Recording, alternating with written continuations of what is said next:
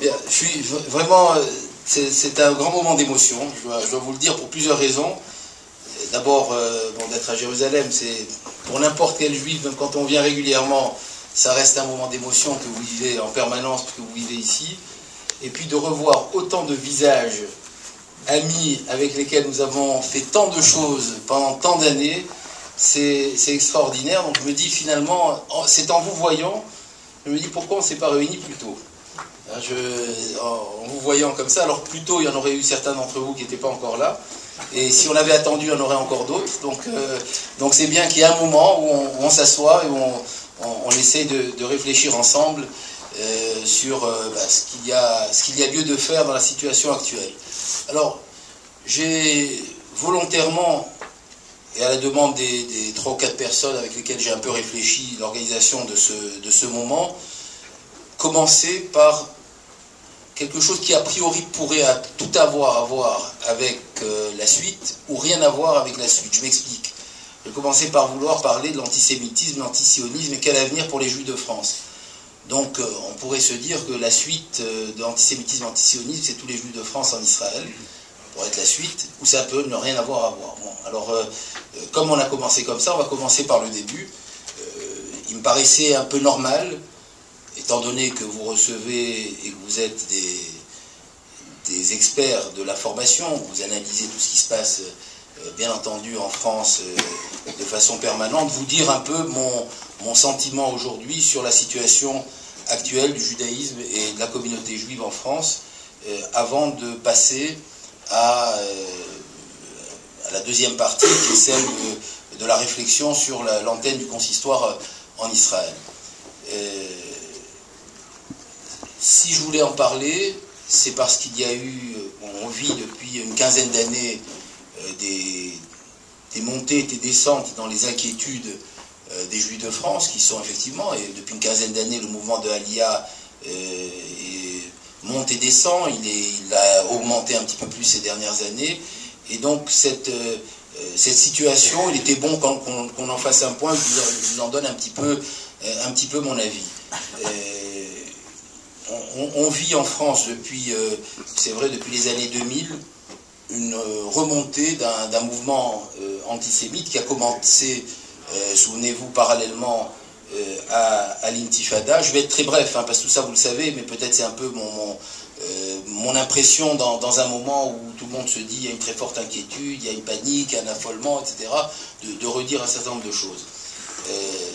Il y a l'intifada, et puis on a commencé à voir dans les années 2000-2001, souvenez-vous, des synagogues brûlées, on a commencé à voir des paroles antisémites se développer, et je voudrais dire qu'à ce moment précis, en 2001, je me souviens, dans les réunions que nous avions dans les instances communautaires, et notamment au consistoire, on parlait déjà beaucoup de la Aliyah, et beaucoup commençaient à dire dans quelques années, le judaïsme français, il va se terminer. Relisez tout ce que vous avez pu écrire pour ceux qui écrivent. En 2001, on se disait, qu'est-ce qu'attendent les présidents de communauté, les présidents de consistoire, les présidents du CRIF pour dire aux juifs qu'il faut partir. Et puis l'agent juif nous a envoyé des shlichim, on allait visiter Garges pour bien montrer les antennes paraboliques qui montraient qu'il y avait...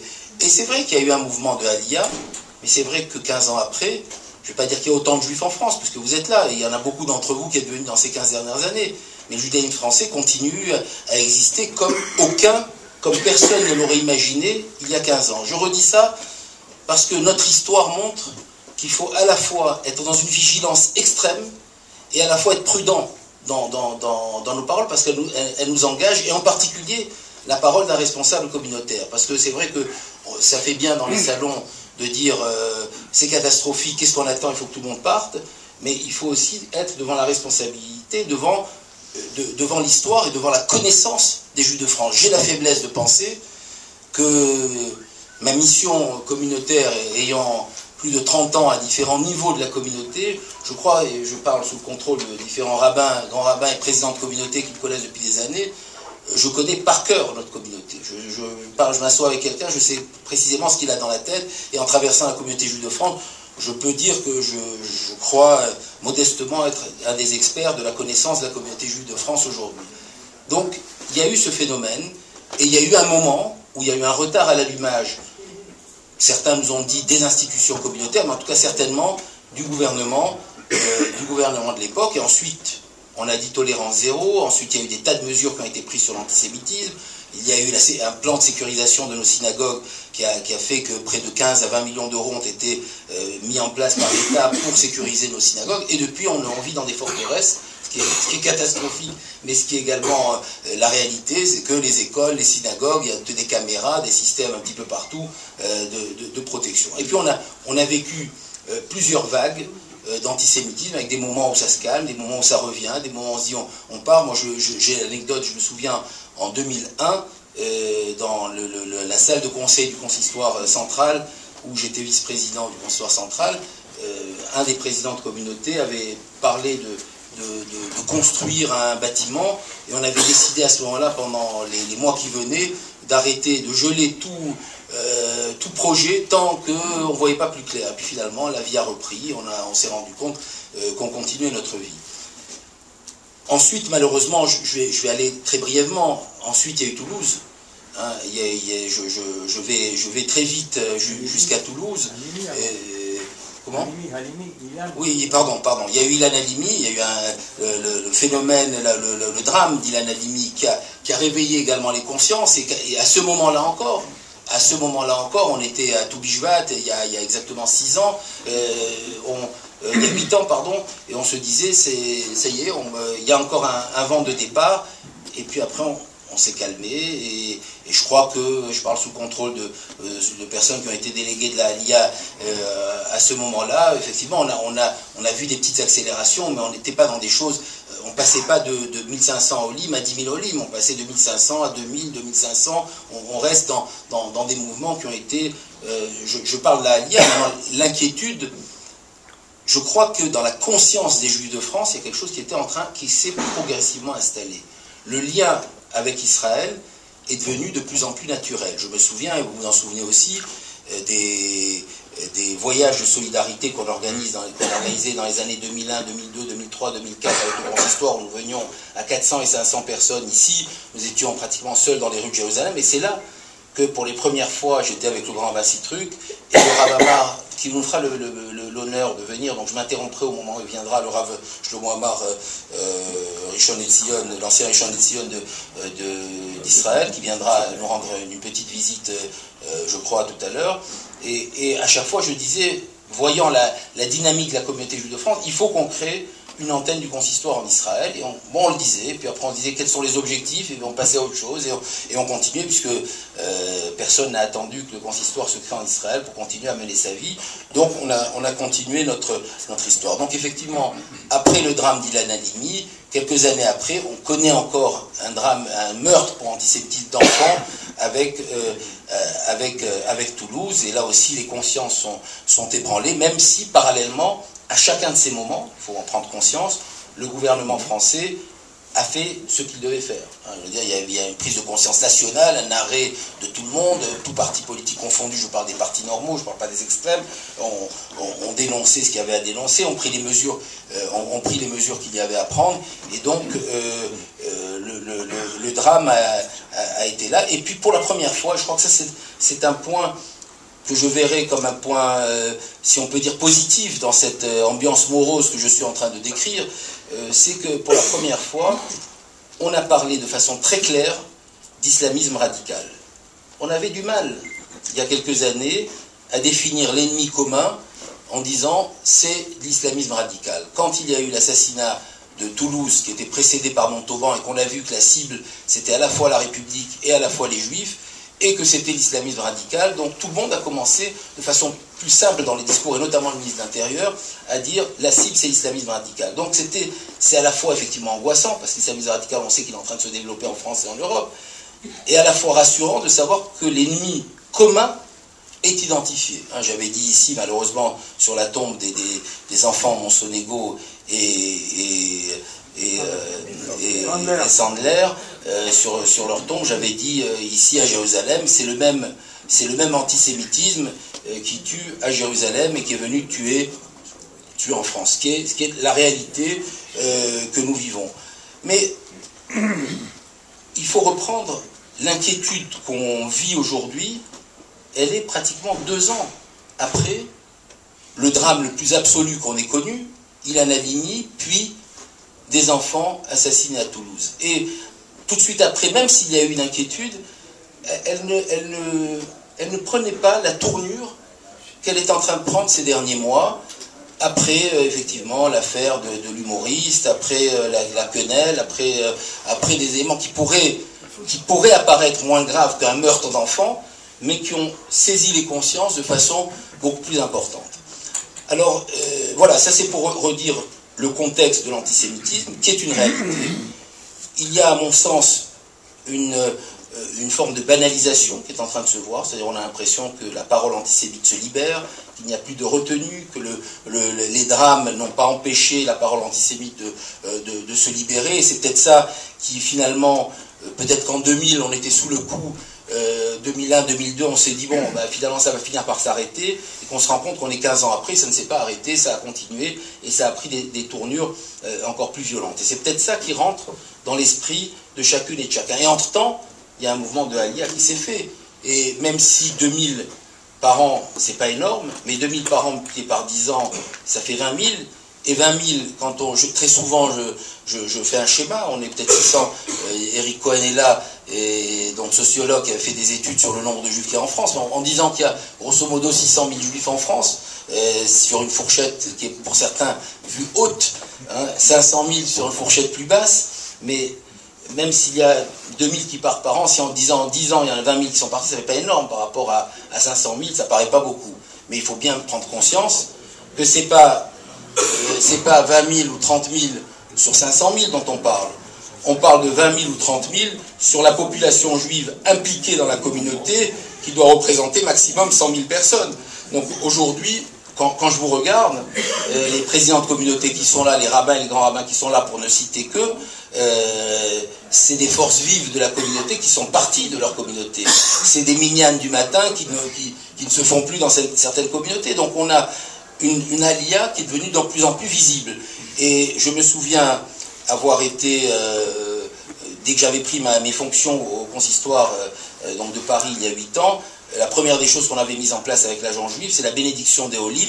On avait, et beaucoup d'entre vous étiez présents à un de ces moments de ces dernières années, où on réunissait dans une de grandes synagogues tous les Olim de l'année, ou ceux qui venaient ou qui partaient au mois de juillet, et je remettais de façon symbolique, et j'ai remis 8 fois de façon symbolique à l'ambassadeur d'Israël l'année dernière, c'était Nathan Sharansky, qui était là en France, la liste de tous les Olim de l'année, en lui disant voilà les Olim, je vous les confie, mais par contre on aura un regard sur la façon dont Israël va s'en occuper. Bon, c'était un moyen un petit peu sympathique de dire qu'on gardait ce lien chaleureux qui nous unit depuis tant d'années.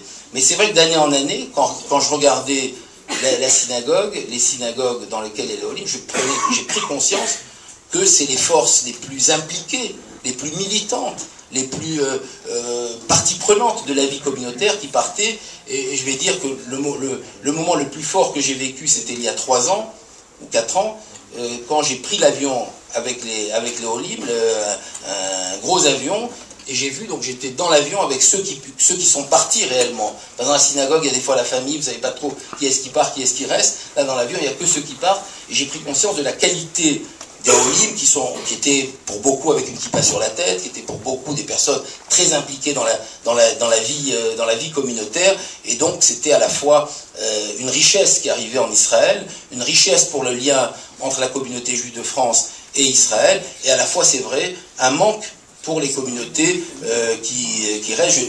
Je raconte souvent, parce que quand on dit un manque, on dit mais pourquoi c'est une richesse? Je dis, moi j'ai un de mes fils, j'ai 4 enfants, j'ai un de mes fils qui vit avec ses enfants ici à Jérusalem. C'est vrai que la table du vendredi soir, c'est pas la même quand il n'est pas là que quand il était là. Donc c'est pareil dans les synagogues d'où vous êtes partis, où vous manquez à toutes les synagogues dont vous êtes partis, même si on est heureux que vous soyez là. Donc c'est toute cette réflexion qui est très compliquée. C'est très compliqué parce que chaque mois, je me souviens, il y a quelques années, j'avais fait scandale ici, parce que j'avais dit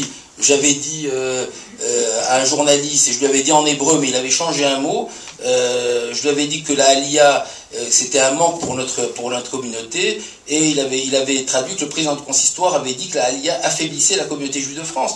Et donc j'avais expliqué, puis c'était... la réalité, c'est qu'après, il y a quelques années, tout le monde était tombé dessus, mais après, on a pris conscience que c'est une réalité. C'est une réalité aujourd'hui que la Aliyah est une richesse dans le lien qui existe entre la France et Israël, entre la communauté juive de France et Israël, mais c'est une réflexion que nous devons apporter. Donc, en grand résumé de ma pensée, je pense que aujourd'hui, vous êtes en Israël, beaucoup plus parce que depuis votre plus tendre enfance, dans vos familles, dans vos environnements, dans vos communautés, dans votre culture, on vous a appris l'amour d'Israël. Je ne crois pas qu'on soit dans la situation d'autres aliyahs d'autres pays du monde, où c'est une aliyah de fuite par rapport à des drames qui se passent, ou parce qu'on a voulu sauver vos peaux, sauver vos vies, etc. Je pense qu'il y a une aliyah volontaire, une aliyah idéaliste, une aliyah sioniste, une aliyah religieuse, une aliyah militante, une aliyah impliquée. Et je vois dans le nombre d'associations juives, d'associations israéliennes dirigées ou créées par des militants originaires de France, le nombre de communautés qui ont été recréées ici, de structures qui ont été recréées. Il y a une véritable vie juive qui se crée ici. Donc ça, c'est un premier constat qui me paraît essentiel. La deuxième chose, c'est qu'il y a clairement une interrogation sur la Aliyah. Il y a une semaine, pour vous dire, il y a une dizaine de jours, j'ai réuni dans un séminaire de formation des dirigeants communautaires de France une centaine de présidents de communautés venus de partout en France. Eric Cohen avait passé le Shabbat avec nous, puisqu'il a réalisé une étude sur l'ensemble des responsables communautaires, sur la vision d'avenir. Et le thème de ce séminaire était: quelle gouvernance et quelle priorité pour la gouvernance communautaire pour les 10 prochaines années? C'était le thème. On a une responsabilité, on est chacun président d'une communauté, on a la responsabilité du consistoire. Je viens d'être réélu au consistoire, donc je veux revoir quelles sont nos priorités. Tout le vendredi soir, et peut-être le samedi, tous ceux qui sont intervenus, et je parle avec mon ami Jo Gebali, qui est à moitié ici, à moitié en France, qui est président de la communauté du Vésiné, et qui s'occupe aussi avec moi de tout ce qui va se passer ici. Les premières interventions des présidents de communauté ont été de dire comment on accompagne le mouvement de Aliyah. Donc, priorité qui apparaît dans la tête des présidents de communauté, comment on accompagne, est-ce qu'il faut commencer à faire apprendre davantage l'ivrite dans nos communautés, et puis chacun commence à donner son avis. Il m'a fallu mettre un petit frein le samedi après-midi en disant, bon, ça, le message, on l'a compris, on a une responsabilité par rapport au mouvement qui est en train de se faire, mais maintenant, je vous demande quelle est votre responsabilité par rapport à ceux qui sont là. Et je crois que je voudrais qu'ici, j'ai lu quelques tribunes qui sont là, parce que des fois on dit qu'est-ce que le président du consistoire qui vient d'être réélu attend pour sonner les trompettes en disant tout le monde doit partir, et pourquoi on se tait. Je vais vous dire, et je vais vous le dire vraiment avec mon cœur, je crois que vous me connaissez personnellement, j'ai jamais manqué de mon engagement par rapport à Israël, et je ne manquerai jamais mon engagement par rapport à Israël. Il faut faire très attention. Nous avons un engagement par rapport à une communauté juive qui est vraisemblablement une des plus belles communautés juives du monde, celle dont nous avons la responsabilité en France, un des plus beaux réservoirs de communautés juives dans le monde, et je vais m'expliquer sur le sujet. Et il faut que nous fassions attention à chaque mot, à chaque geste, et à chaque signal, et à chaque message. Il y a effectivement un mouvement de Aliyah. Il est de notre responsabilité de l'accompagner. Et on est là pour réfléchir ensemble. Vous êtes là, des structures se créent. Je ne sais pas qui est-ce qui me disait aujourd'hui, il y a 80 ou 90 synagogues francophones en Israël. Bon, on va presque dépasser on a le responsable de l'Union des synagogues orthodoxes et des communautés juives du monde, et dont je voudrais saluer la présence, Eliezer Schaeffer, et le représentant de ces synagogues qui dit il y a 80 ou 90 synagogues francophones. Bon, on va presque arriver à dépasser le nombre, j'exagère, je schématise un petit peu, mais ça veut dire qu'il y a une vitalité de la communauté juive ici. Mais si demain on disait à tous les Juifs de France, il faut partir dans l'état actuel, hein, je ne parle pas s'il y a un drame demain, s'il y a des changements politiques majeurs, je parle dans la situation que nous connaissons, et en ayant quand même conscience que nous avons vécu des situations difficiles depuis ces 15 dernières années qui montent et qui descendent. Hein. Bon, on aura un mouvement qui s'accélérera, certainement, mais on ne va pas passer de 2000 à 30 000 en un an. Hein, on connaît notre communauté, on sait où sont les gens. Si les personnes qui vivent dans la communauté, ils travaillent, ils ont leur métier, ils ont leurs enfants, ils ont leurs écoles juives, on n'a jamais vu depuis ces dernières années autant d'écoles juives, autant de Talmudei Torah, autant de synagogues pleines, autant de cours, il y a une vie juive intense quand même. Hein. Il faut bien le voir, notamment dans les grands quartiers juifs de la région parisienne. Donc, si même tous ceux qui sont très impliqués partaient, ça ferait 30, 40 000 personnes en quelques années. Mais il en resterait 500 000, 400 000. Donc, c'est notre responsabilité à tous, nous tous. Hein, nous tous. C'est pour ça que je veux réfléchir avec vous. C'est la responsabilité de tous les juifs qui ont un lien avec le judaïsme français. Et je l'ai dit il y a un an ou un an et demi au Premier ministre Bibi Netanyahou, j'ai dit, est-ce que c'est ma seule responsabilité de lutter contre l'assimilation et les juifs qu'on est en train de perdre en France et en Europe, ou est-ce que c'est aussi la responsabilité de l'État d'Israël? Donc il y a aujourd'hui des plans qui sont en train de se faire, des réflexions. L'agence juive a modifié ses paramètres il y a quelques années en parlant d'identité juive plutôt que de parler de Aliyah. Aujourd'hui on est en train de parler de grands plans de Aliyah. On a réfléchi avec ici le président Dov Maimon, avec un certain nombre de personnes sur les sujets, mais c'est clair qu'il y a des signaux à donner, il y a des accompagnements à apporter. C'est clair qu'il ne faut pas que les Juifs de France aient moins d'avantages, et on est là pour y réfléchir, que des Juifs qui viennent d'autres pays du monde. On n'est pas dans une situation d'urgence qui nécessiterait qu'on s'occupe de nous comme si on était en détresse. On n'est pas une communauté en détresse, mais parallèlement, on a aujourd'hui le devoir, et j'ai souvent donné, et les rabbins qui sont là avant qu'ils partent savaient que c'était un peu mon leitmotiv, il faut remplacer les Olim.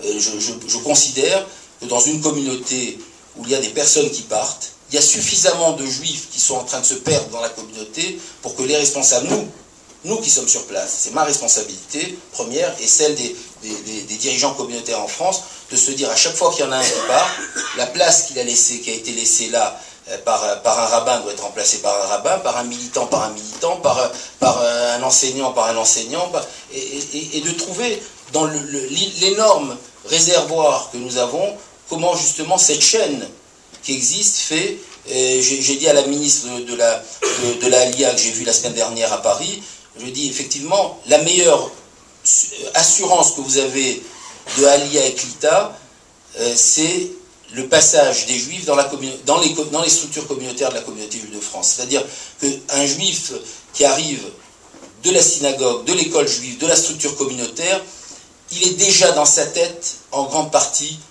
facilement intégrable. Parce qu'il connaît mieux la réalité d'Israël, parce qu'il a l'amour d'Israël, parce qu'il va arriver, et que c'est déjà la moitié du travail est fait. Alors pour faire la moitié du travail, c'est bien qu'on voit qu'est-ce que nous faisons nous qui sommes en France et qui avons, et vous qui avez de la famille, des amis, des liens encore avec la communauté juive de France, qu'est-ce que nous faisons nous pour cette grande majorité, cette partie, je ne saurais pas dire combien elle représente, si c'est la moitié, si c'est les 2/3, si c'est le quart, ça n'a pas une grande importance, pour ces dizaines de milliers de juifs de France, qui sont juifs de père et de mère, qui ont une histoire juive et qui sont en train de se perdre, qui sont en train de s'éloigner, et si on ne leur donne pas, si on ne trouve pas des moyens de les rapprocher, on risque de les perdre définitivement. Or aujourd'hui, je considère que plus que jamais, nous sommes à une génération où tous les juifs qui vivent en France sont rattrapables. Ça ne sera pas vrai dans une génération. C'est vrai aujourd'hui pour une raison simple, c'est que toute la génération de ceux qui vivent en France ont encore un lien proche avec le judaïsme. Ils sont soit fils ou petits-fils, pour ceux qui sont des Français de souche d'une histoire de la Shoah, c'est-à-dire ils ont un lien au moins avec la Shoah, ce qui crée un lien avec le judaïsme, ou ils sont fils ou petits-fils de juifs arrivant d'Afrique du Nord, donc ils ont un père, un grand-père qui a été nécessairement quelque chose dans la communauté, dans les communautés d'origine. Eux, ils sont encore quelque chose. Notre génération à nous, et peut-être celle un peu encore de nos enfants. Mais les petits-enfants qui naîtront, Si leurs grands-parents ne sont plus rien, ils auront perdu et les liens historiques qu'il y a pu avoir avec la Shoah et les liens qu'il y a eu avec les judaïsmes d'Afrique du Nord. Donc dans cette génération, on a toutes les possibilités encore de rattraper et d'absorber ces juifs qui sont en France. Donc je voudrais dire, en résumé, qu'il y a effectivement une situation préoccupante par une montée de l'antisémitisme, par une banalisation de l'antisémitisme, par une banalisation de la parole anti-sioniste et anti-Israël, etc., etc., etc., par des drames que nous avons vécus dans la communauté juive en France, par une situation qui aura du mal à s'arranger malgré les grandes décisions des gouvernements, etc., mais qui est une situation qui est conjointe,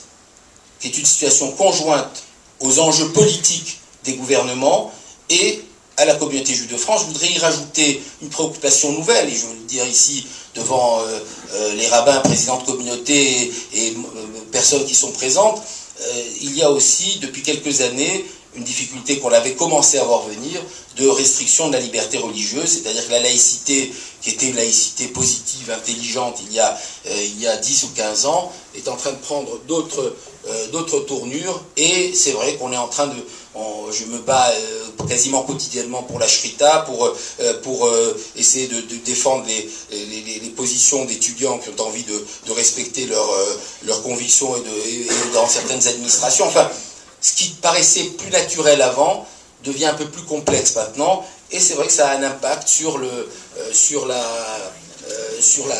réflexion des Juifs de France. Donc, pris en tenaille entre l'antisémitisme, l'atteinte à la liberté religieuse, c'est normal que les Juifs qui vivent en France, pour une partie d'entre eux, s'interrogent, et c'est normal que par moment ils s'interrogent plus, et par moment qu'il y ait des moments plus forts, des moments moins forts. Je crois que vous l'avez tous vécu avant de décider de faire ce pas.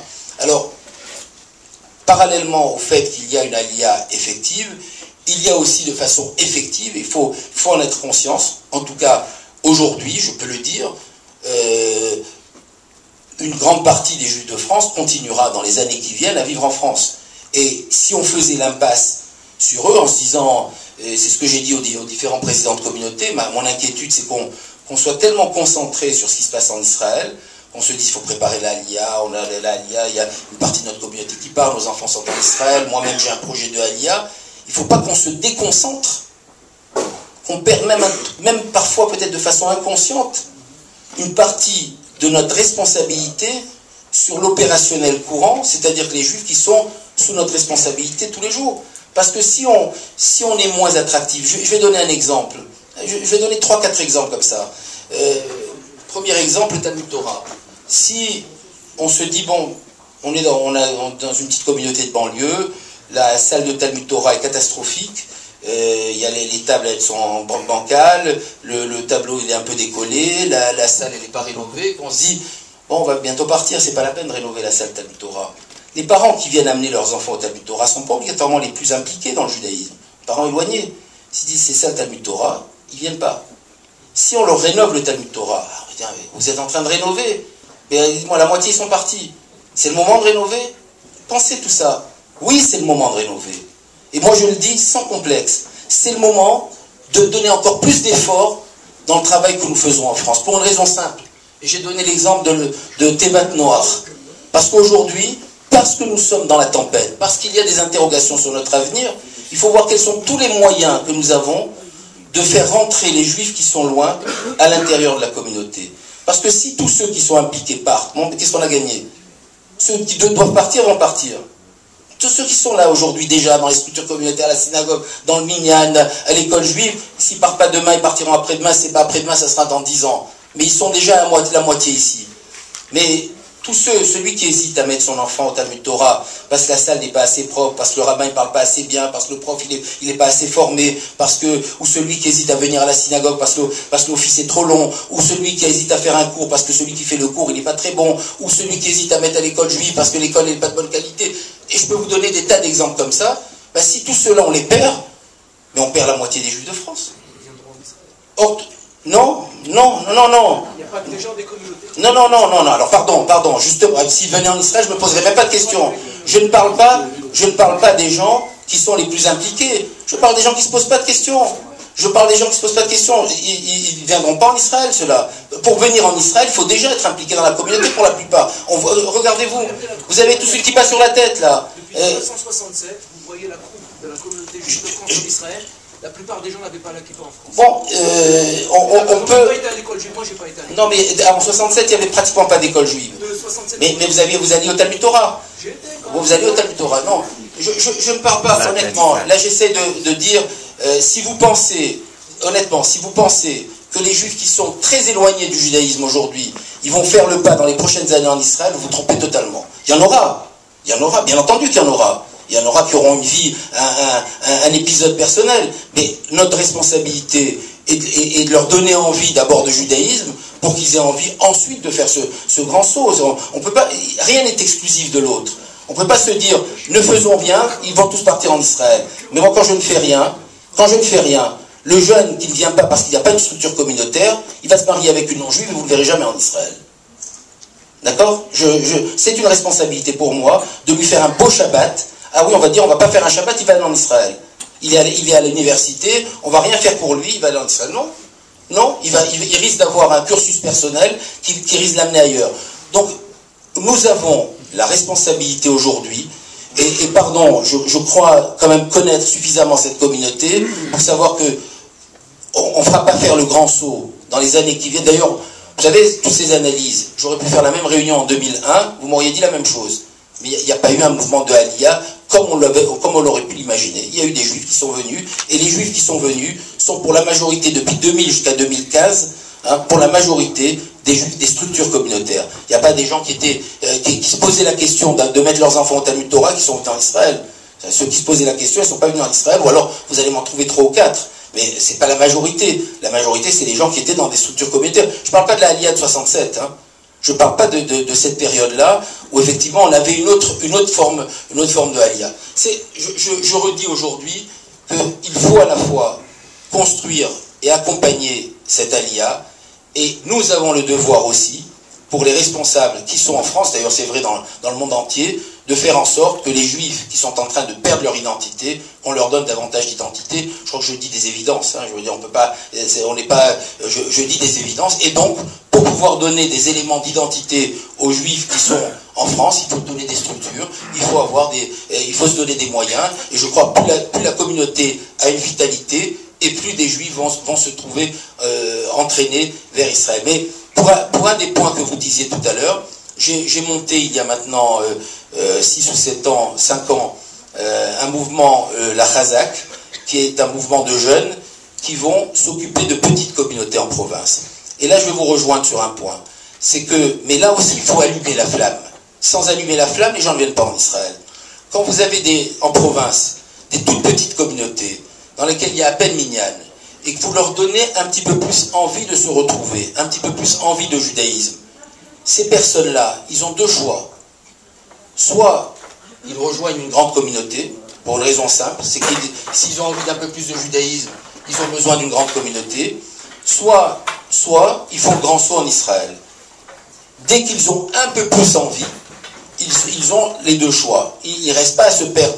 Mais notre responsabilité est de trouver tous les moyens de faire que la petite étincelle qui est chez chaque juif, elle puisse s'allumer de n'importe quelle façon. Et après, c'est à l'intelligence conjuguée de nous tous, au programme commun que nous pouvons avoir de réflexion, que ça pourra amener. Voilà un élément, effectivement, d'observation, d'analyse de ce qu'est aujourd'hui le judaïsme français, qui vit des moments difficiles, qui vit à la fois de l'antisémitisme, qui vit à la fois certaines atteintes à la liberté religieuse, et qui en même temps, de façon peut-être paradoxale, mais peut-être pas si paradoxale que ça, vit un renouveau, une richesse identitaire sans précédent, une volonté d'être dans la communauté, de vivre le judaïsme, et dont nous devons utiliser toutes les ressources. Voilà, je voulais faire un petit peu un tableau bref et général de la situation actuelle et des enjeux que nous avons aujourd'hui en France. Maintenant, revenons à Israël, puisque à partir du moment où nous sommes là ensemble, je voudrais vous redire que justement, conscient qu'il y a un mouvement de Aliyah réel qui s'est fait ces dernières années, conscient qu'il y a un nombre important de familles juives qui sont ici, un nombre important de responsables des communautés juives qui sont ici, qu'il y a un développement de la communauté juive francophone qui se fait en Israël. Et les liens qu'a le consistoire avec Israël, qui sont naturels depuis toujours, parce qu'il y a des liens qui sont liés à la vocation même du consistoire, qui sont de faire il y a un nombre important de mariages qui se font ici, malheureusement, d'enterrements, il y a des échanges concernant la cacheroute, il y a des choses qui existent déjà, mais de façon plus structurée. J'ai pensé, depuis plusieurs années, à chaque fois que je vous rencontre dans les différents événements où nous nous retrouvons, à chaque fois que vous venez en France, que peut-être qu'il faut consolider, mieux structurer, voir comment l'institution qui fédère les communautés juives en France, qui a accompagné le judaïsme français depuis 2 siècles, comment justement, soit dans un signal effectivement de prise de conscience qu'il y a plus de 100 000 juifs français qui vivent actuellement en Israël, qu'il y a un nombre important de synagogues francophones qui vivent en Israël, que nous nous asseyons ensemble, que nous réfléchissions ensemble à ce que nous avons à faire ensemble pendant les prochaines années. Je crois que c'est un peu l'objectif majeur de cette réunion, qu'il y ait une antenne du consistoire, et c'est vrai qu'il y avait le grand rabbin Paul Rothman, qui était le représentant du consistoire en Israël pendant un certain nombre d'années. C'est vrai qu'il y a aujourd'hui un certain nombre d'échanges qui sont naturels, qui se font, notamment de par les présidents et les rabbins qui sont ici, de par la mission du consistoire, qu'il n'y a pas un voyage que je fais ici moi-même ou les grands rabbins sans rencontrer les grands rabbins d'Israël ou un certain nombre de personnalités liées à nos missions. Quand ils viennent en France, de plus en plus les ministres israéliens qui viennent en France, qui ont un lien avec la mission des communautés, viennent nous rendre visite au consistoire. Donc les liens naturels existent.